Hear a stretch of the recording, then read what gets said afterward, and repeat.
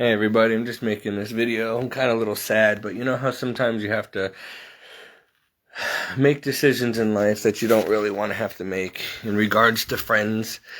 And for example, I just had to end a friendship, which was pretty much gone a long time ago, obviously, but not on Facebook, but I ended and blocked this person, my friend Kara Sinsky.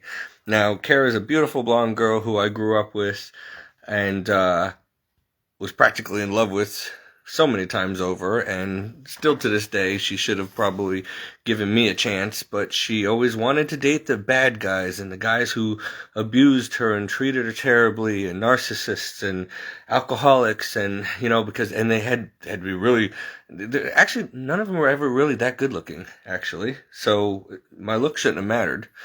And I was very good looking when I used to be friends with her years ago, but she always dated the ones who had all the money, and blue collar workers and the construction workers who have houses in Pine Orchard and yachts and boats and whatever. Okay, great.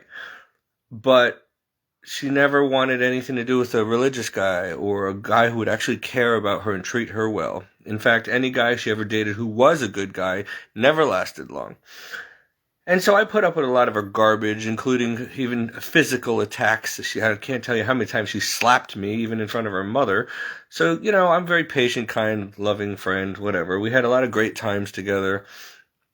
But today, I just, she's been on my mind for a while.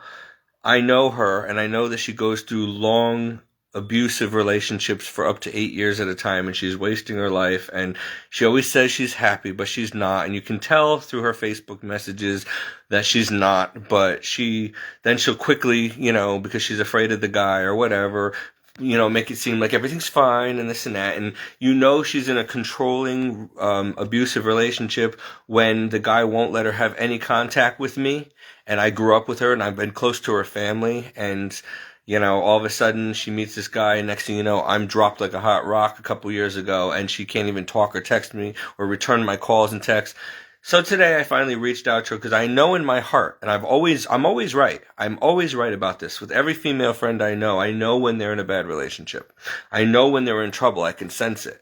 And I've been praying for her. And I just reached out finally today on Facebook Messenger, and I said, listen, my family's in law enforcement, so if you're really in trouble, you could reach out. I can do something. I can help you, if you're scared or whatever, if you're not happy or whatever, because I know you care. And when you're in a normal relationship, you don't drop your friends, but you have not even been allowed to talk to me or whatever in years, since before I went to seminary, since you met this guy. And I just know her. I know her very well, and I can see that she's in another relationship where she's just pretending to be happy and trapped, and that's she's always been like that. And now she's like, it's like she doesn't have her close friend like me who really knows her, who she can confide in.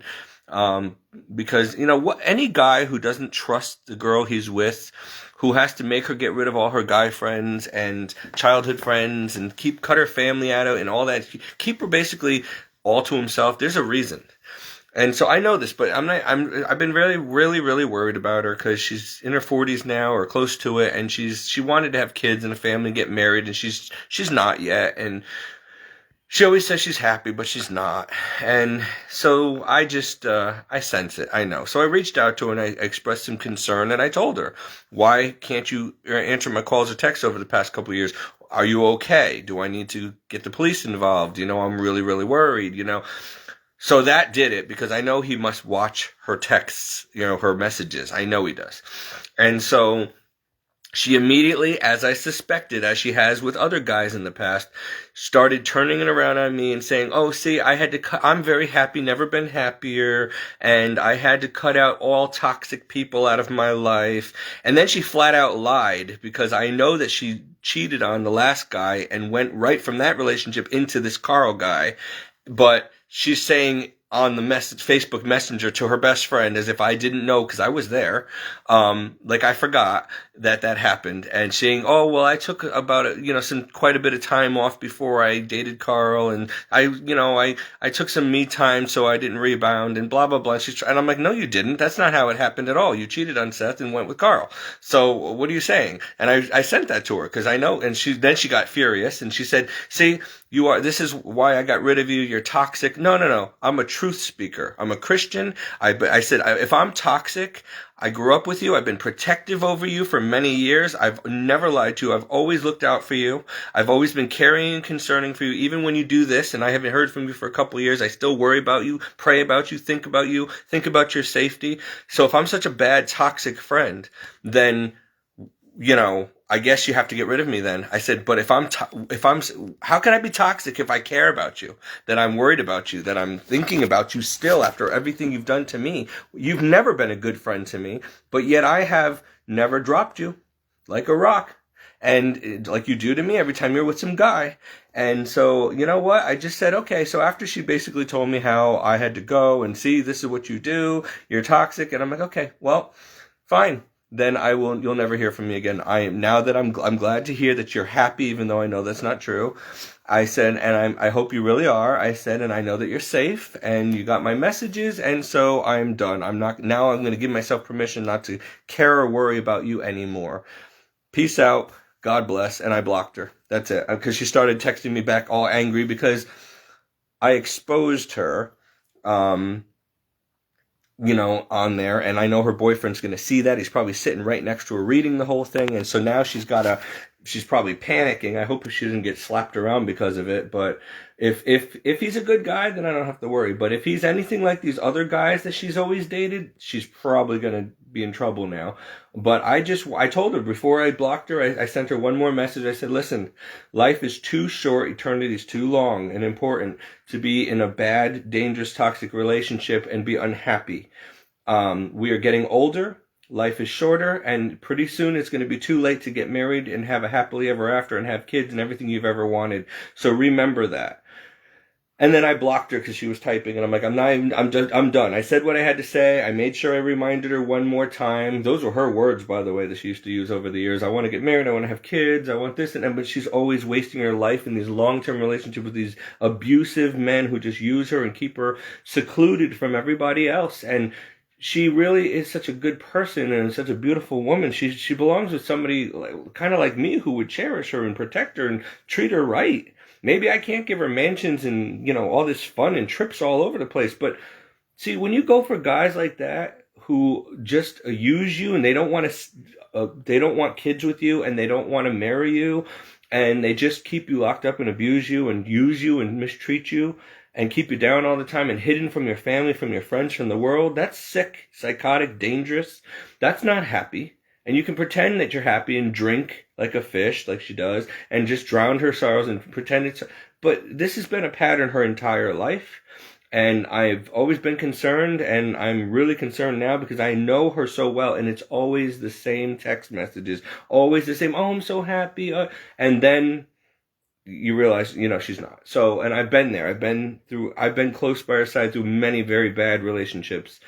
And this is probably no different. Now, I hope I'm wrong. I hope this time she really is happy. But then why did you keep making all these little Facebook posts about, oh, I have to make a decision, and sometimes, this and that. You can just tell. You can see through the fine lines, okay? I'm not an idiot, and I know her so well. Like I said, I've grown up with this girl. I've known her for over 25 years. So don't tell me, but whatever. So I had to make a decision that, sometimes people you can bring a horse to water, but you can't make it drink. You can't save people. Now, whatever their reasons are, whether they're godless or addicted or mentally ill or too scared, too weak, whatever, all you can do is reach out to them and try. But after a while, getting your face slammed in a door over and over again and, getting the middle finger and just being told that you're the bad person because you care, and, mind your business, and you're toxic and all this stuff, which is not true, and that that's not normal for that person to say about you, because they know that's not true, but they have to say it because they've been brainwashed to, or because their boyfriend will beat them up if they don't.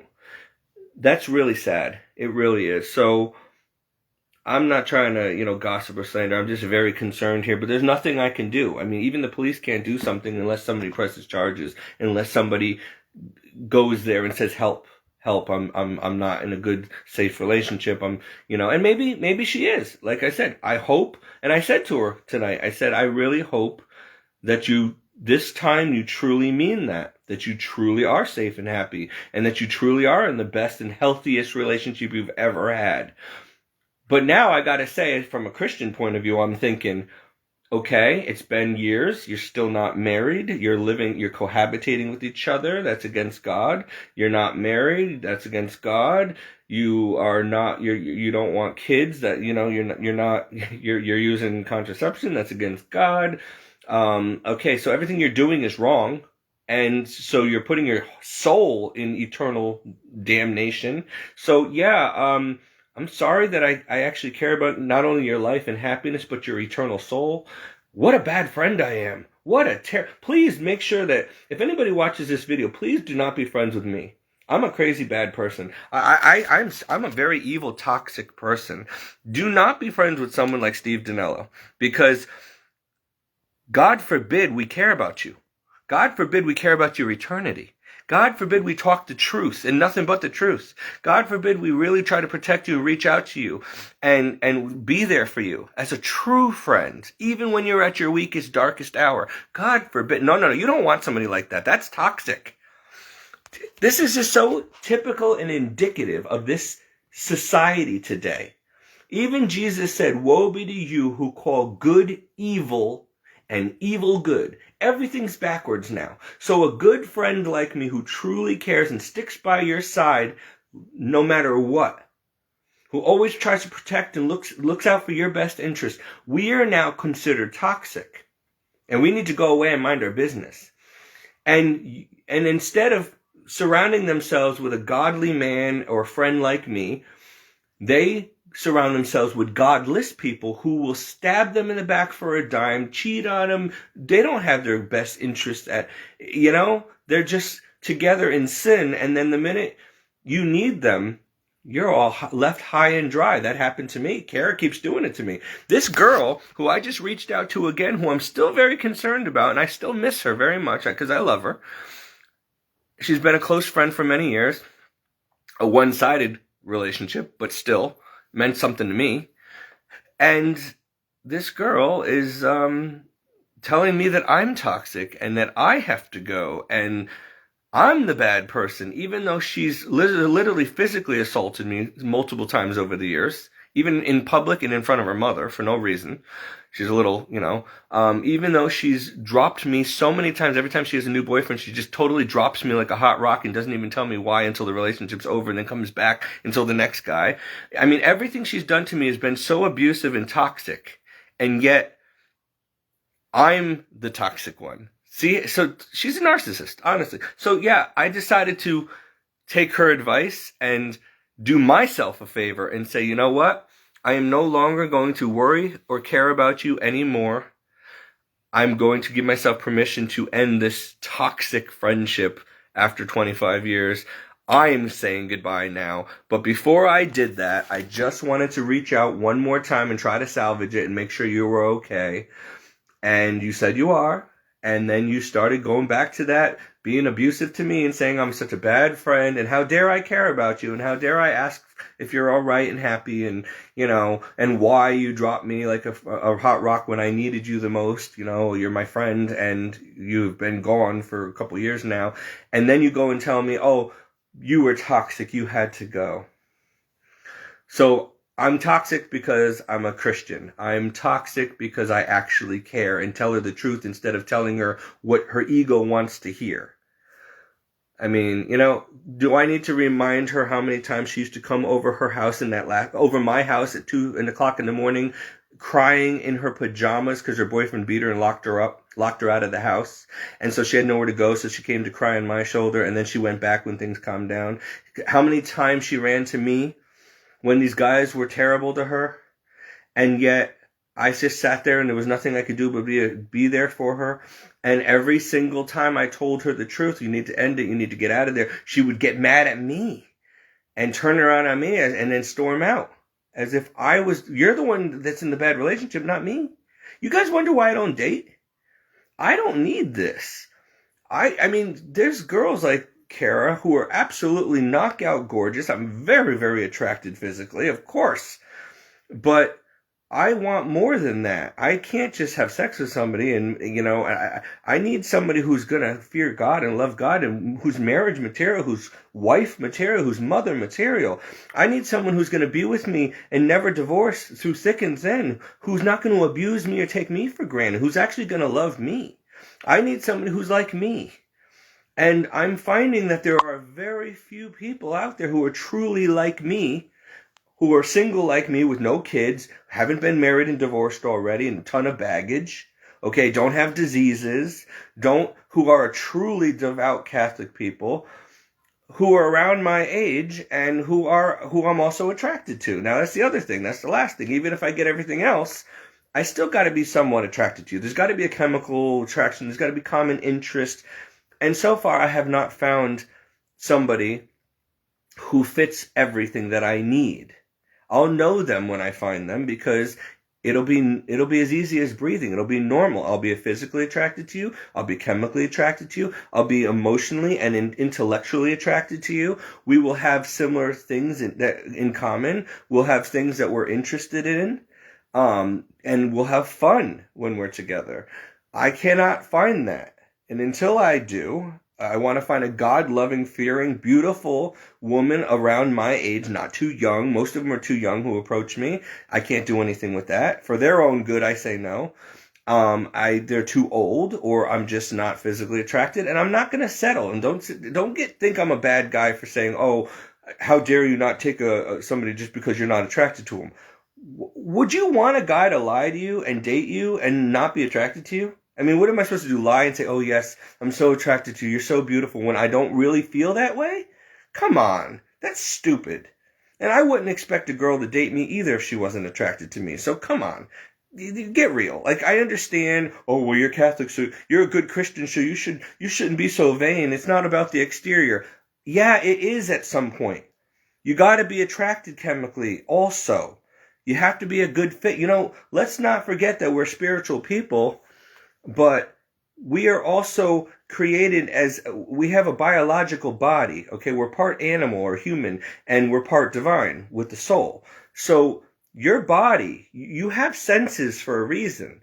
There's certain scents or certain chemical smells that you're attracted to, and some of them that you're offended by. And so there's a reason for that. It is very important because why? Chemistry is important biologically. Because your body, God was very wise when he created the human body. And the human body knows if it's a good match biologically.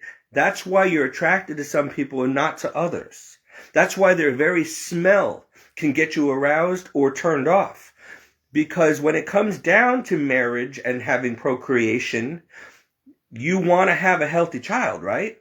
So if your DNA is too similar, or maybe you have health problems, or they have health, your body might tell you, and you might not be a good match, or you might not be attracted. There's nothing wrong with that. Listen, there's plenty of fish in the sea. What I'm saying is, do not settle on the first person who comes your way and tells you how beautiful you are, or that they love you, or, don't.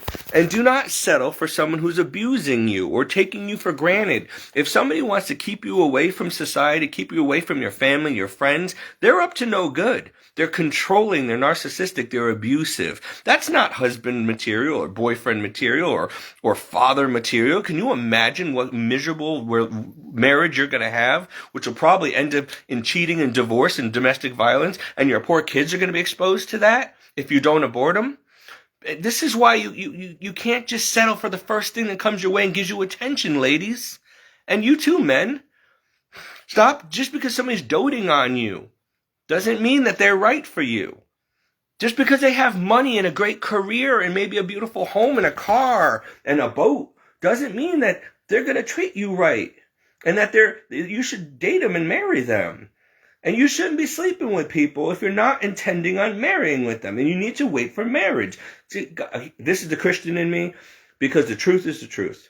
There's rules that God set into place for our own good and protection, and it's always going to prove right. This is why you don't sleep around before marriage.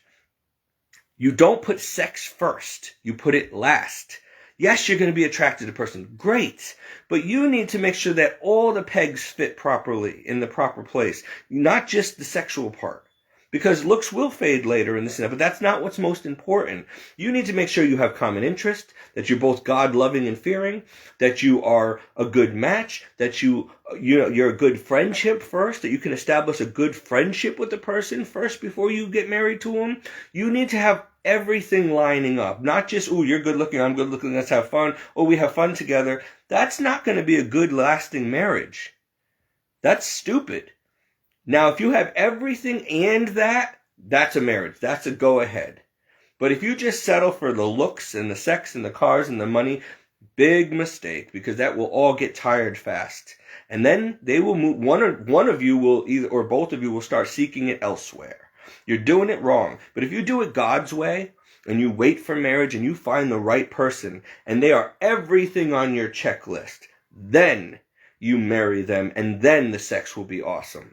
But if you do it the world's way, you're going to bounce from relationship to relationship, wasting the best years of your life.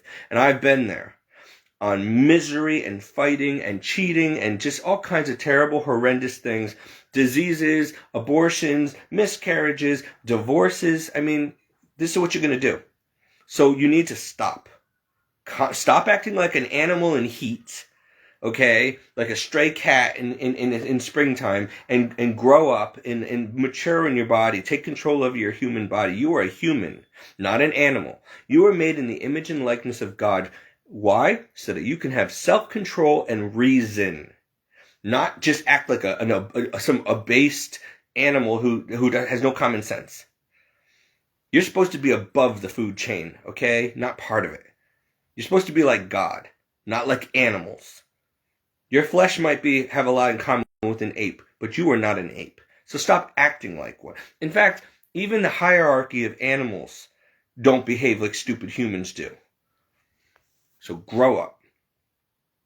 And honestly, women and men, stop settling. Stop bouncing around. You're wasting your life, and you're going to end up in hell for it too. That's the worst part of it all. Not only are you going to have a half-lived or miserable life, and a lot of regrets, but you are going to end up burning in hell for eternity because you lived your life wrong. And instead of chasing Jesus and living his way, you spent your life chasing after tail. Men, women, sex, all the wrong things, fun. Ooh, this one's got a good house and a career, and he's good looking, or she's good looking. Ooh, you're chasing after one after another, sleeping around, dating around, whatever, and then you die, and you have wasted your whole life. Your whole life was nothing but sin and abomination, and now you're going to stand before God on Judgment Day and have to give an account of that, and you're going to have to explain to him why you spent none of your life on him as commanded, that you were created for, and you wasted your entire life on sex and immorality and trivial things and sin, and just bouncing around and being miserable. And then you're going to burn for all eternity, and you missed out on your eternal reward because you wouldn't do it God's way. So your life sucked, and your eternity will suck. And that is the truth, and that's coming from a true Christian, from the Bible itself. But hey, I've been preaching this to Kara as long as I've known her. I've been preaching this to a lot of people. They do not want to hear it. They do not have God.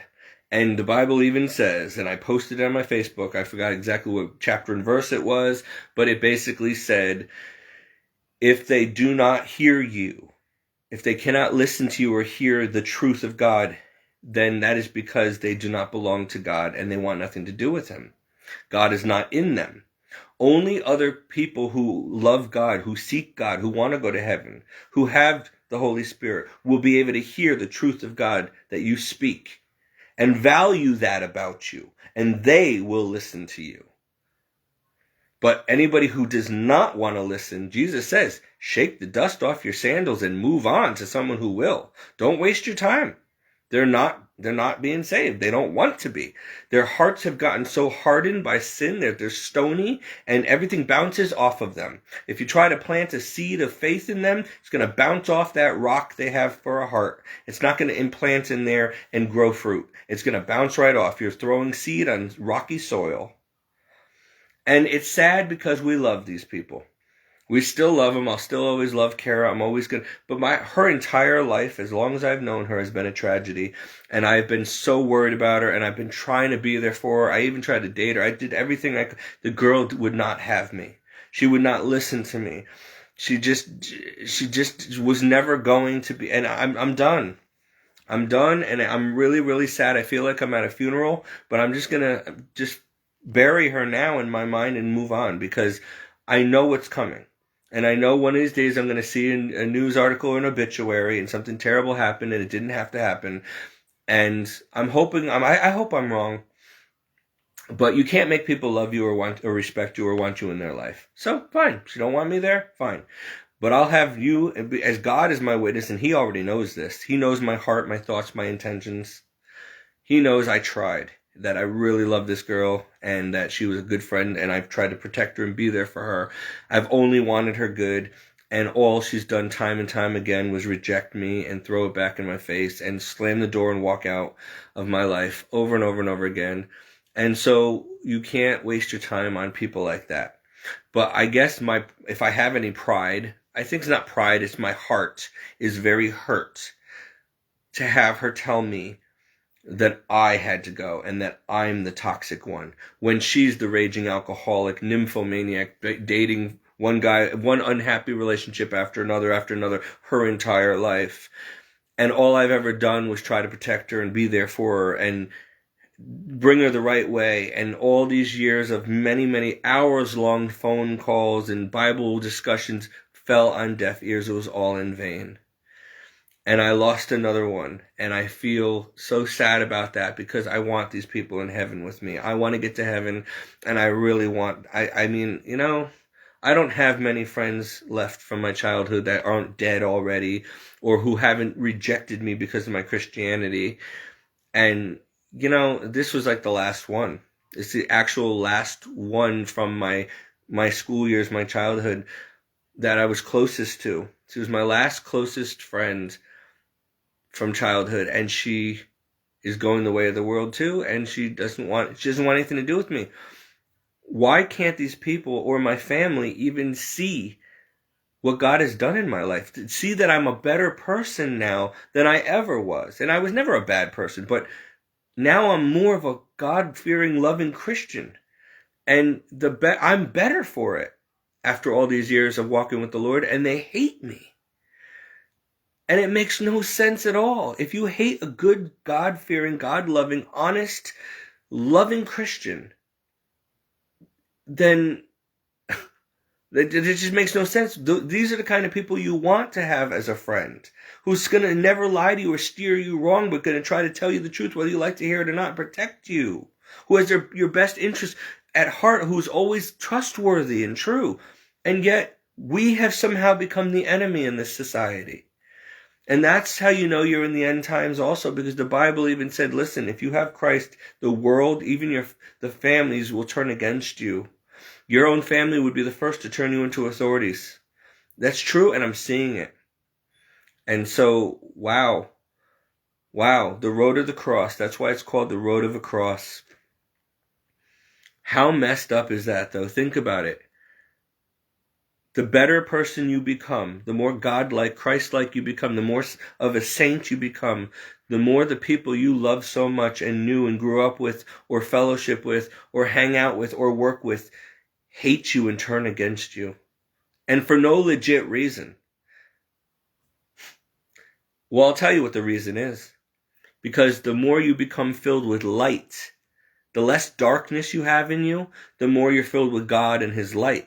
They don't have God or light in them. They're all dark. And what business, says the Lord, does the light have with darkness? Nothing. They're opposite. We no longer have anything in common. You are choosing to live like the world and the devil, and I'm choosing to live like Christ and the kingdom of God. I'm in the light, you're in the darkness. I'm trying to be holy and a saint and a righteous, holy, true man of God, and you're trying to live in sin and like the devil. So yeah, we have nothing in common.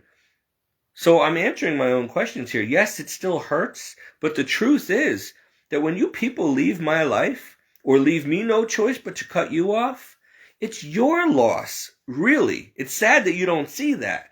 You are losing a good, godly friend who would be there for you and take a bullet for you, who would protect you, who's always trustworthy and true. That's the kind of quality you look for in a friend or a boyfriend or a girlfriend or a husband or wife, and you reject it. And you end up unhappy and in the wrong marriages and miserable and drinking yourself to death because you know you chose wrong. You reject what's right and you stick with what's wrong. That's your choice. And then you go and say that we're the toxic person and that we have to go. No, you're the toxic one and you have to go from our life. That's the truth. Because you could only bring harm to us and bring us down and bring us into sin. You are more of a threat to us than we are to you. We can only help you. You can only hurt us because you got nothing good to give us. So it's the opposite, my friend. You're an enemy. You're not a friend. So good riddance to you. You're no loss to me, to a Christian. We are a loss to you. And that's the reality. And you know that, and that's why you hate us. You know that. That's why you don't hang out with us. That's why you don't appreciate us. You don't want to do what it takes to join us, so you decide to hate us. That's your choice. But who's the fool? Not us. And in the end, when we're all standing before God on Judgment Day, and people like me go to heaven to an eternal happiness and reward, and you, who had a life of misery, now go to an eternity of misery, who's the fool? Whose choice was that? Yours. So tell me again how me, as a Christian, I'm toxic. I have to go. Tell me how I'm the bad guy here, really. And then look at your life. Tell me how you're better off without me. No. Tell me how it's my loss that you got rid of me. Honey, it's your loss. And that's the reality. And so, pax et bonum. Peace and goodwill. God love you. Adios. Have a nice death. I'm working, I'd say have a nice life, but you're living a life of death and destruction. It only ends in death. Eternal death. So have a nice death. I'm going to go and have a nice life in Christ. And that's it. I don't like this, but it has to be.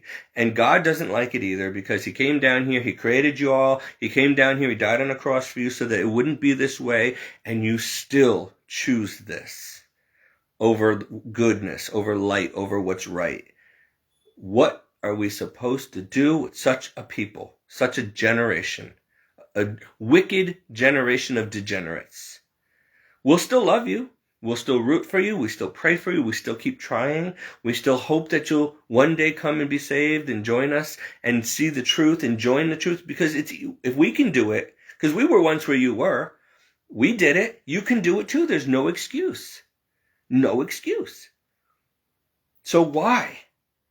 Why are you doing this to yourself? And why are you doing this to us? I've already told you why. But you won't even listen to this video long enough to be educated. You're unteachable. You don't want to know the truth. You'd rather live a lie because living the way you're living requires nothing. No change of heart or mind. You can just continue being lazy and diabolical and doing whatever you want and enjoying your sin and living a lie. It requires no effort on your part to change, to actually do something. But to be a Christian, that requires effort. Yes. It requires a total, radical transformation of mind, heart, soul, body, life, social circle, everything. It is not for the weak. It's not for cowards. It is for the strong and the brave. Adios. That's all I got for you. You want to be strong and brave? Be a Christian. You want to be a weak, pathetic, little worldly, deceived coward, then living in sin and going to hell, being a on this puppet on the strings for the devil, continue on doing what you're doing. Totally ignore people like me. Don't listen to us. Don't listen to Jesus. Don't read the Bible. Don't go to church. Don't do anything God told you to do to save yourself. Just continue, because you got it all figured out. You know better than us, right? You know better than God. Oh yeah, you're so smart. Your life just totally reflects how intelligent you really are. How many wise choices you make in your life. Oh yeah. Yeah, you're real something. Yeah, you're a beaut. You're a real beaut. And we Christians are the bad guys. We got to go. No, the only reason you don't like us and you don't want us around is because we're reflecting the light on your darkness. We expose your lies, your BS, your sins, and you don't like that. You don't like the truth about yourself, about your choices, about how you're really living, about where your eternity is going to be. You don't want to hear the truth. So you want us out of the picture so you can not have to have a guilty conscience. That's all this is about. You don't hate me. You hate God and who I represent and who's in me. You hate him. You hate truth. You hate everything that's good. That's the reality. So you run from it. Instead of running to Christ and to church, and instead of becoming friends with people like me who could actually add some good quality to your life, you choose to remain debased, diabolical, in sin, and you choose to surround yourself with other people who are going to hell. Okay, but that's your choice. Remember that. We all had a choice in this short life. You made your choice. We made ours. As for me and my household, we will serve the Lord.